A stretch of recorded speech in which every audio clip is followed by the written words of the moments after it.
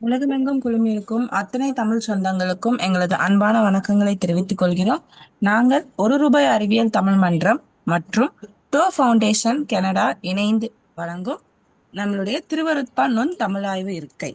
இந்த நுண் ஆய்வு இருக்கையை நிகழ்த்தியவர்கள் வள்ளலார் ஐரோப்பிய கூட்டமைப்பு, அதாவது வள்ளலார் ஃபெடரேஷன் இன் யூரோப் அவர்கள் நிறுவிய நுண் தமிழாய்வு இருக்கையின் நிகழ்வாகும். இன்றைய நிகழ்வு, அதாவது திருவருட்பா பாடல் 13ஆன ஆய்வினை நாம் இன்று மேற்கொள்ள இருக்கின்றோம். நமக்கு இன்றைய பாடலின் ஆய்வினை மேற்கொள்ள நம்மளுடைய ஐயா சிவகாமியின் செல்வன் டாக்டர் டி பாலசுப்ரமணியம் ஐயா அவர்கள் இணைந்துள்ளார்கள். அவர்கள் பதிப்பாசிரியர் மற்றும் செந்தமிழ் சொற்பிறப்பியல் அகர முதலி திட்ட இயக்கத்திலும் இருந்துள்ளார். நாம் ஐயாவினுடைய ஆய்வுரையில் நாம் இத்தனை காலம் 12 பாடல்கள், அதாவது ஒரு வருட காலமாக நாம் 12 பாடல்களுக்கும் நாம் ஆய்வினை கண்டும் கேட்டும் ரசித்துள்ளோம். தற்பொழுது பாடல் 13 மீதான ஆய்வினை ஐயாவின் திருக்கரங்களால் அவர் கூற நாம் அனைவரும் கேட்டு மகிழ்ந்து திருவருட்பாவின் ஆழ்ந்த சிந்தனைகளை நாம் அனைவரும் அறிந்து தெரிந்து கொள்வோம் என்று அன்புடன் கேட்டுக்கொள்கிறேன். ஐயா, வாருங்கள், தங்களுடைய ஆய்வினை தாங்கள் அளிக்கலாம்.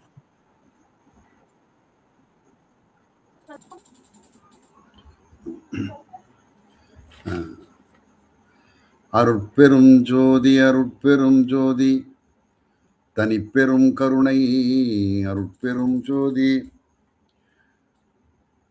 வள்ளல் பெருமானுடைய திருவடிகளை போற்றி அவருடைய சுத்த சன்மார்க்க நெறியினை பின்பற்றக்கூடிய உலகெங்கிலும் வாழக்கூடிய செந்தமிழ் செல்வர்களே, உங்கள் அனைவருடைய திருவடிகளையும் வணங்கி மகிழ்கின்றேன். இந்த அறிவியல் தமிழ் மன்றம் என்பது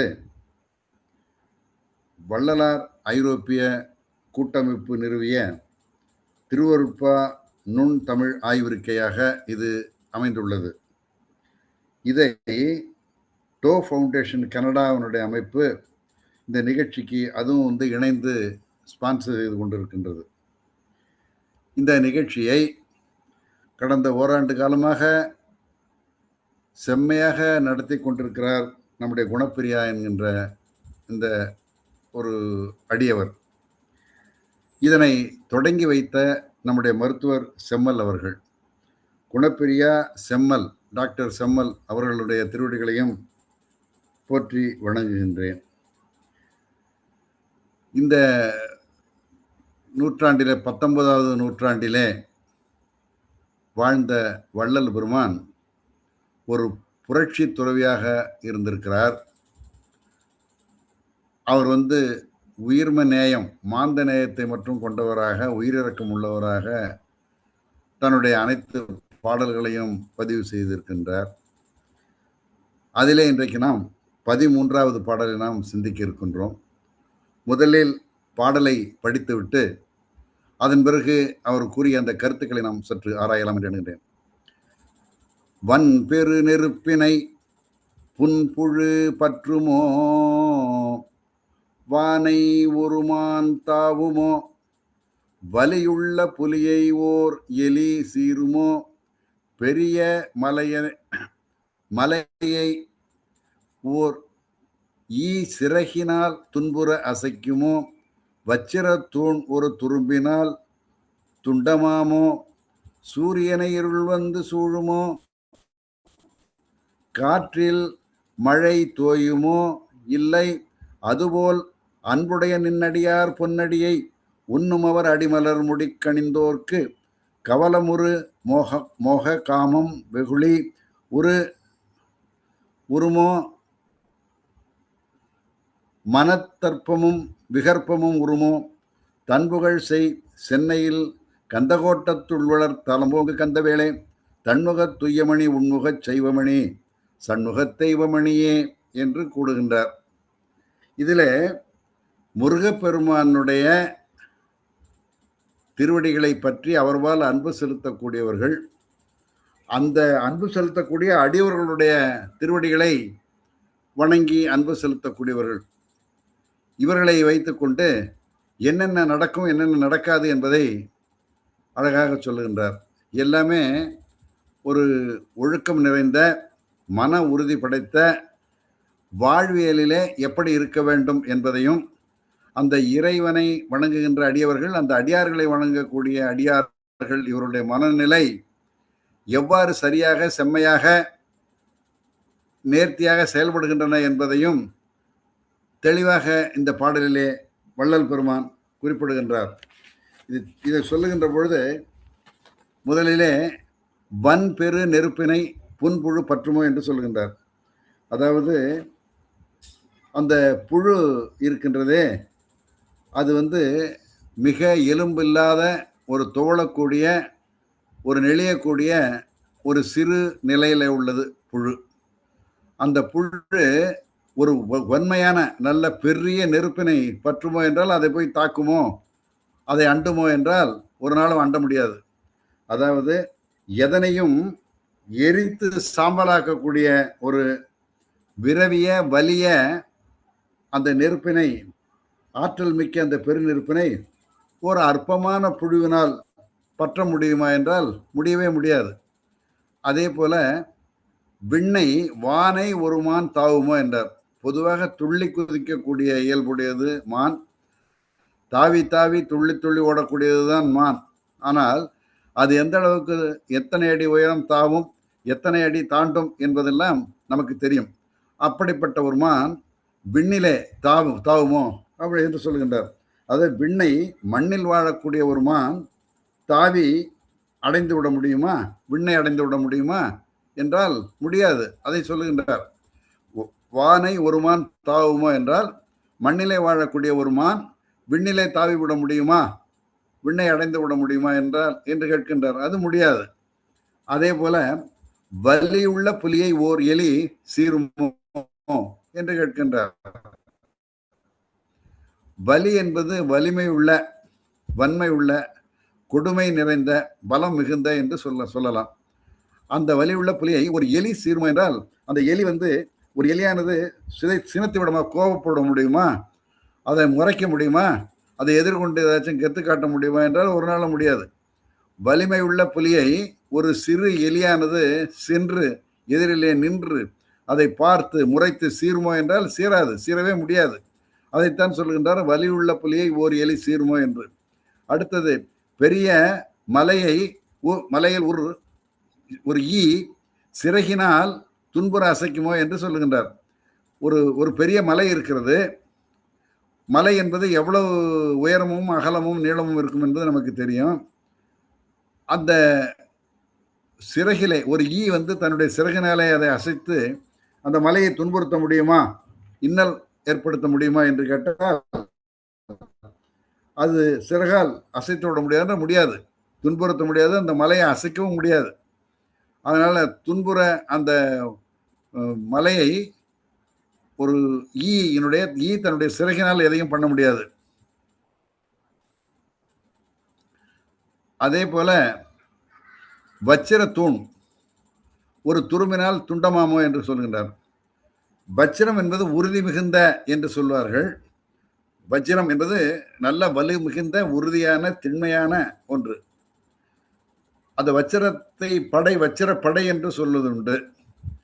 அதை அழிக்க முடியாது, ஒடிக்க முடியாது, வளைக்க முடியாது, துண்டாட முடியாது. அப்படிப்பட்ட ஒரு தூண், பெரிய தூண். அந்த தூணை ஒரு துரும்பை வைத்துக்கொண்டு துண்டாட முடியுமா, முறிக்க முடியுமா, ரெண்டாக வெட்ட முடியுமா, துரும்பினால் துண்டாடமாமோ என்றால் துண்டாட முடியுமா என்றால் முடியவே முடியாது. அதே போல சூரியனை இருள் சூழுமோ என்கிறார். அதாவது கதிரவன் இருக்கிற இடத்துல இருள் இருக்காது, நில்லாது ஓடிவிடும். அப்படிப்பட்ட நிலையில இருள் சூரியனை சூழும் என்றால் அது நடக்கக்கூடிய காரியமே கிடையாது. ஒளி இருந்தால் அங்கு இருள் இருக்காது, இருள் ஓடி போய்விடும். அப்ப இருள் எப்படி வரும், சூரியன் தழுவ முடியும், சூழ முடியும், முடியவே முடியாது. அதே போல காற்றில் மழை தோயுமோ இல்லை என்று கேட்கின்றார். அதாவது மழை நீர் உறையும். அதே போல காற்று உறையுமா என்றால் அது தோயுமா என்றால் தோயாது அல்லது உறையாது. நீரானது உறைந்து கட்டியாக மாறும். அதே போல காற்று கட்டியாக மாறுமா என்றால் மாறாது. அதைத்தான் சொல்லுகின்றார். காற்றில் மழை தோயுமோ? இல்லை. அதுபோல் அன்புடைய நின் அடியார் பொன்னடியை உண்ணும் அவர் அடிமலர்க்கு முடிக்கணிந்தோர்க்கு கவலமுறுமோ காமம் வெகுளி உருமோ மனத்தற்பமும் விகற்பமும் உருமோ என்று கேட்கின்றார். இங்கே ஒரு நுட்பம் என்ன என்று கேட்டால், இதெல்லாம் நடக்காது நடக்காது நடக்காது என்று சொல்லுகின்றார்.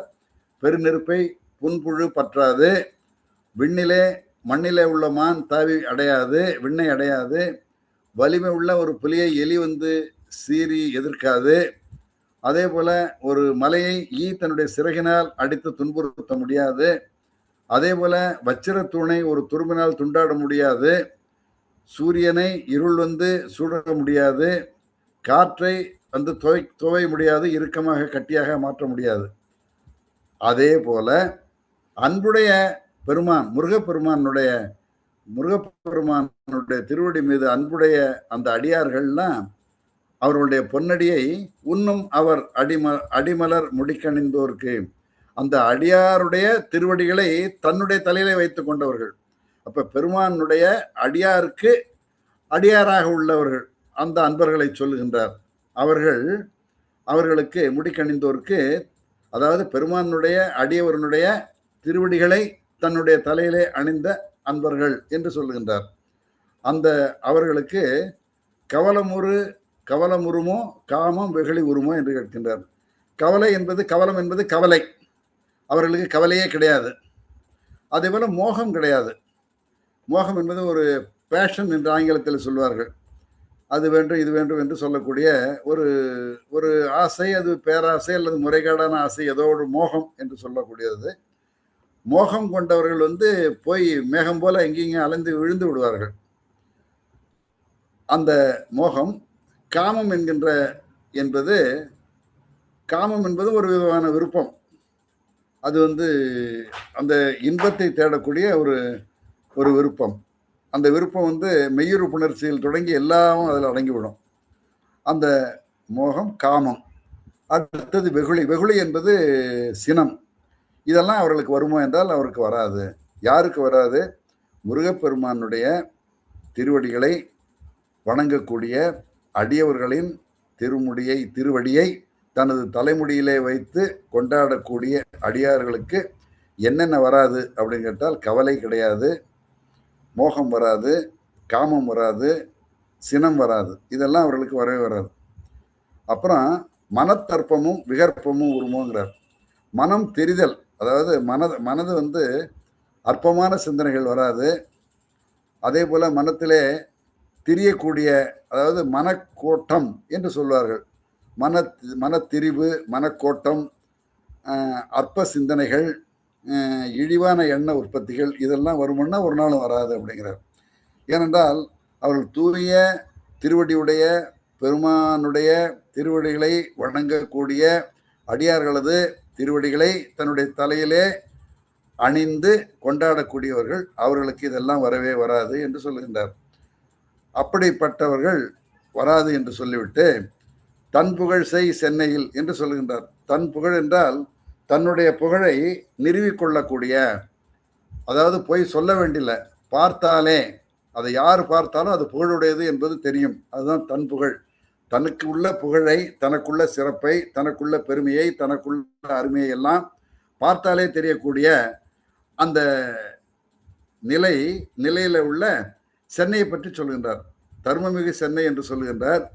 தர்மமிகு சென்னை என்பதே புகழ்மிக்க சென்னை தான். அந்த புகழ்மிக்க சென்னை தன்புகழ் என்று சொல்கின்ற போது யாரும் அதை புகழ் செய்ய வேண்டாம், புகழ வேண்டாம்.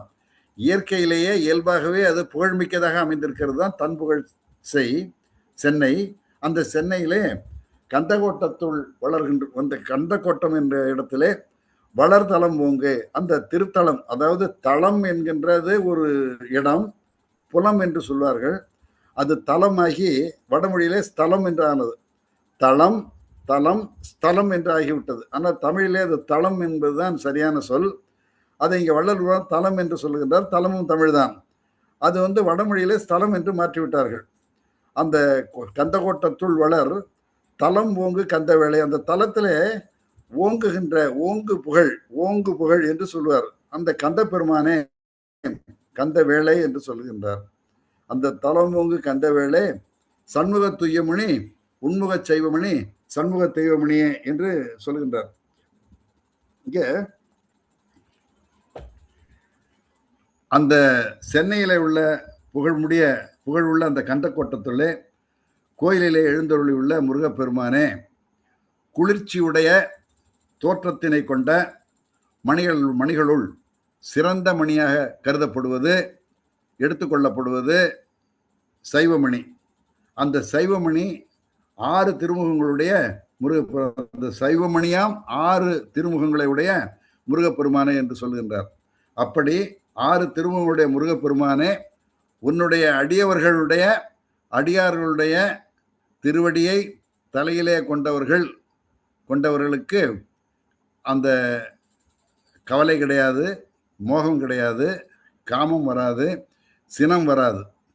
அதோடு இல்லாமல் மனம் கோடாது, விகற்பமாவாது, தெரியாது.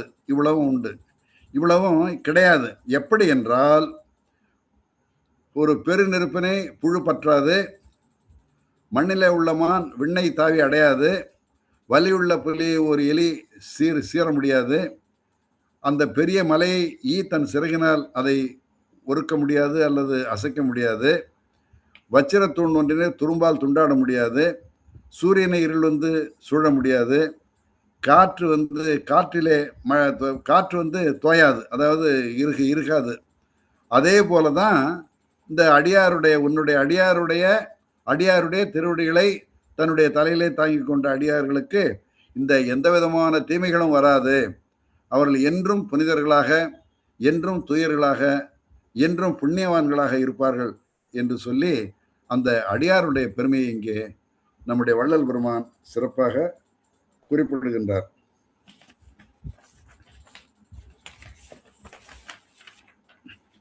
இதுல மனம் வந்து சாதாரணமான நிலையிலே உலகியலில் இருக்கக்கூடியவர்களுக்கு என்ன வரும்னா, மனம் வந்து அற்பமான புத்தி ஏற்படும். அதே போல விகற்பம் என்கின்ற ஒன்றும் ஏற்படும். அதுல மனம் கோடும், மனம் திரியும். இதெல்லாம் வந்து இவர்களுக்கு வராது. ஏனென்றால் பெருமானுடைய திருவடிகளை தலையிலே கொண்டவர்களுடைய திருவடிகளை தலையிலே சூட்டியவர்களுக்கு இந்த இழிகுணங்கள், இந்த தீய குணங்கள், இந்த பாப குணங்கள் எதுவும் வராது என்பதை மிக அருமையாக சொல்லுகின்றார். அப்ப மெய்யன்பர்கள் பெருமானே, மெய்யன்பர்கள் உன்னுடைய அடியவர்களுடைய அழகிய திருவடிகளை சிந்தித்து பரவக்கூடியவர்களுக்கு அவலம் இருக்காது, காமம் இருக்காது, வெகுளி இருக்காது. இதெல்லாம் வருமா என்றால் ஒரு காலம் வரவே வராது என்று சொல்லுகின்றார்.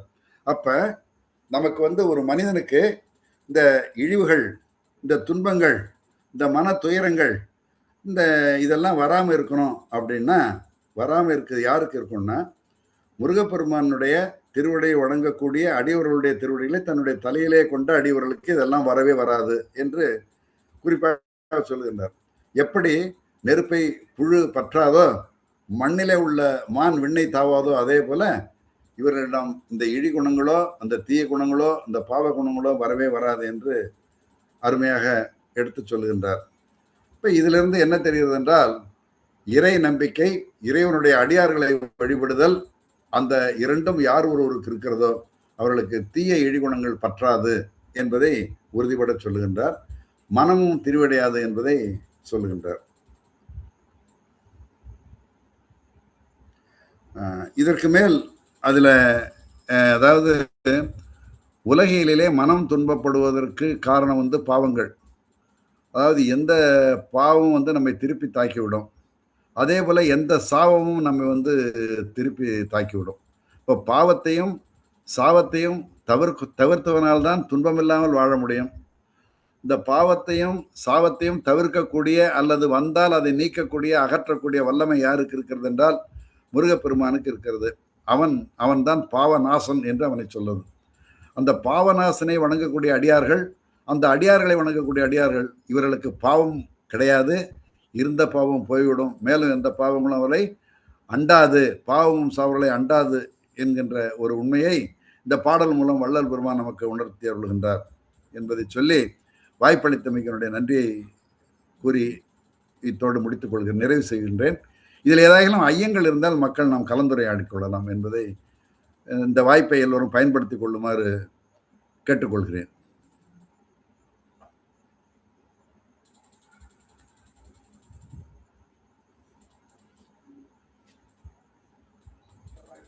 சிறப்பு சிறப்பாக இருந்தது.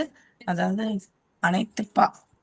அனைத்து பாவங்களையும் நாசம் செய்யக்கூடிய முருகப்பெருமானையும் அல்லது அவரை வணங்கக்கூடிய அடியார்களையோ வழங்கினால் நமக்கு எவ்வளவு நன்மைகள் என்பதை கடைசி அடியில் மிக சிறப்பாக கூறினீர்கள்.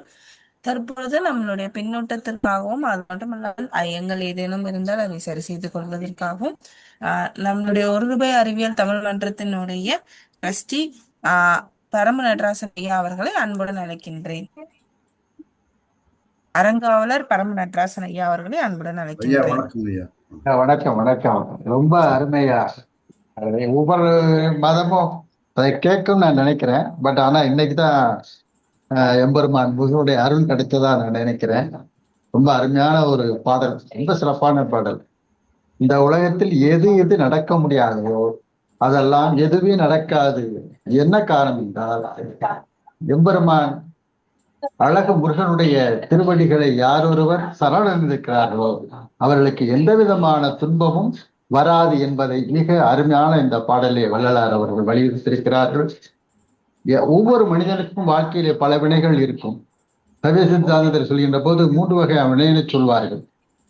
அந்த மனிதனுடைய வாழ்க்கையிலே வருகின்ற வினை, வரப்போகின்ற வினை, செய்த வினை, இதையெல்லாம் இறைவனுடைய அந்த திருவடிகளை பற்றி கொண்டு சரணாகதி அடைந்து விட்டால் அந்த மனிதனுடைய வினைகள் எல்லாம் போய்விடும் என்ற கருத்தை மிக அழகாக இந்த பாடல் நமக்கு உணர்த்துவதாக நினைக்கின்றேன். முதல் முறையாக உங்களுடைய இந்த பொழிவை கேட்கிறேன் ஐயா. உங்களை வாழ்த்துவதற்கு வயது கிடையாது. உங்களுடைய திருவடி தாழ்ந்து வணங்கி இடம் சாருகிறேன். மிக்க நன்றி, வணக்கம், வாழ்த்துக்கள் ஐயா. நன்றி நன்றி நன்றி. நம்முடைய சைவ சித்தாந்தத்திலே ஆகாமியம், சஞ்சிதம், பிரார்த்தம் என்று ஐயா குறிப்பிட்டார்களே, அந்த 3 வகையான பாவங்கள், இது எல்லாம் எதனால் வருவது என்றால் அனாதியே இந்த உயிரை பற்றிய ஆணவம் வரும். அந்த ஆணவம் என்கின்றனாலே, இந்த ஆணவம் என்பது அறியாமை. அறியாமையிலே செய்யக்கூடிய தவறுகள் எல்லாம், ஆசையினால் செய்யக்கூடிய தவறுகள் எல்லாம், தன்னலத்தால் செய்யக்கூடிய தவறுகள் எல்லாம், நமக்குள்ள கர்வத்தினால் அதாவது திமிரினால் செய்யக்கூடியவர்கள் எல்லாம் சுயநலத்தை அடிப்படையாக கொண்டும் பிறர் மேல் ஏற்படக்கூடிய பொறாமையை கொண்டும் பிறரை அழிக்க வேண்டும் என்கின்ற அந்த தீய குணம் கொண்டும் பிறர் நன்றாக இருப்பதை பார்த்து பொல்லாங்கு பேசுவதனாலும் நமக்கு இதெல்லாம் ஏற்படக்கூடியதாக இருக்கின்றன. இவைகளெல்லாம் நமக்கு துன்பத்தை தரத்தக்கதாக பின்னாளில் பெரும் துன்பத்தையும் பெரும் கேட்டினை விளைவிக்கக்கூடியது என்கின்ற இந்த தத்துவம் பல நிலைகளிலே, பல இடங்களிலே, பல அருளாளர்களால் மிக தெளிவாக சான்றுகளோடு சொல்லப்பட்ட ஒரு உண்மை. அப்படிப்பட்ட உண்மையில இந்த மனம் பாவம் செய்யாமல் இருக்குமா, தவறை எண்ணாமல் இருக்குமா என்றால் இருக்க முடியாது. அது இருக்கக்கூடிய அந்த இயல்பு அது அப்படித்தான் அதற்கு. அப்படி இருக்கின்ற பொழுது அதை வராமல் தடுப்பதற்கும் நமக்கு ஏற்கனவே வந்ததை ஒழிப்பதற்குமான 2 வழியை சொல்கின்றார். ஒன்று, பெருமானுடைய திருவடிகளை வணங்குதல், பெருமானுடைய திருவடிகளை வணங்கக்கூடியவருடைய திருவடிகளை வணங்குதல். இந்த 2ஆலும் நம்முடைய உள்ள அந்த பாவ வினைகள் எல்லாம் போய்விடுகின்றன. மேலும் எந்த விதமான பாவ வினைகள், அந்த காமம், குரோதம், மனமாச்சரிமைகள்லாம் வராமல் அந்த அந்த இறை அருள் நம்மளை தடுத்து விடும். இந்த திருவடி, அதாவது அடியாருடைய அந்த அன்பு, அடியாருடைய அந்த நமக்காக அவர்கள் வருந்தக்கூடிய ஒரு நிலையில அதெல்லாம் இல்லாமல் போய்விடும் என்கின்ற கருத்தை தான் இவர் குறிப்பிடுகின்றார். ஐயா, நம்முடைய ஐயா பரமநாதன் அவர்கள் அந்த மூவினை என்று சொன்னது இதுதான். சஞ்சிதம் ஏற்கனவே செய்த வினை குவியல், வினை குவியல். ஆகாமி என்பது புதிதாக ஈட்டக்கூடிய வினைகள். பிரார்த்தம் வந்து இப்பொழுது நாம் அனுபவித்துக் கொண்டிருக்கக்கூடிய ஊழ்வினை. இந்த 3ஐத்தான் ஐயா அவர்கள் குறிப்பிட்டார்கள். இந்த 3ம் யார் ஒருக்கு வராமல் இருக்கிறதோ, யார் ஒதுக்கி விடுகிறார்களோ அவர்கள் புனிதர்களாக, புண்ணியர்களாக, பலராலும் போற்றக்கூடியவர்களாக, புகழப்படுபவர்களாக, மதிக்கக்கூடியவர்களாக, வணங்கி வழிபடக்கூடியவர்களாக இந்த வாழ்க்கையிலே, இந்த மண்ணுலகத்திலே விளங்குகிறார்கள். அந்த வகையிலே வந்தவர்தான் வாழ்ந்தவர்தான் அடியார் நம்முடைய வள்ளலார். அவருடைய அன்பர்கள், அவருடைய திருவடியை வணங்கக்கூடியவர்கள், அந்த உயிரிரக்கம் கொண்டவர்கள், அந்த அவருடைய தத்துவங்களை போற்றி அதன் வழி வாழக்கூடியவர்கள், எளிமையாக வாழக்கூடியவர்கள், பசுப்பிணி அகற்றக்கூடியவர்கள், அந்த அறிவை ஓங்கக்கூடியவர்கள், ஓங்கிடச் செய்யக்கூடியவர்கள், அந்த இறை உண்மையை ஏற்றுக்கொண்டு பல்லுயிர்கள்வால் இரக்கத்தை கொடுத்து அந்த உயிரிறக்கத்தை காட்டி அதன் மூலம் மன அமைதியையும் மற்றவருக்கு மன அமைதியும் கொடுக்கக்கூடியவர்களாக, வள்ளல்களாக அவர்கள் திகழ்கின்றார்கள்.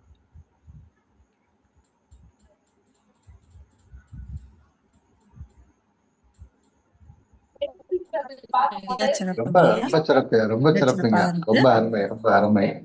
ஏன்னா அந்த சைவ சித்தாந்தம் சொல்லக்கூடிய அந்த 3 வினைக்குள்ள போயிட்டோம்னா அதுவே ஒரு 2 மணி நேரம் 3 மணி நேரம் பேசக்கூடிய ஒரு சப்ஜெக்ட் அது சைவ சித்தாந்தத்தை பொறுத்தளவு. அதுல இந்த பாடல் மிகச்சிறப்பான, அதை ஒட்டிய பாடலாக நான் கருதுகிறேன். உங்களுடைய விளக்கங்கள் ஒவ்வொன்றும் ரொம்ப ரொம்ப அருமையா, ரொம்ப மகிழ்ச்சி, ரொம்ப மகிழ்ச்சியா இருக்கும். நன்றி, நன்றி. வணக்கம். வணக்கம். அடுத்தாக மீனா அம்மா அவர்களை அன்புடன் அழைக்கின்றேன்.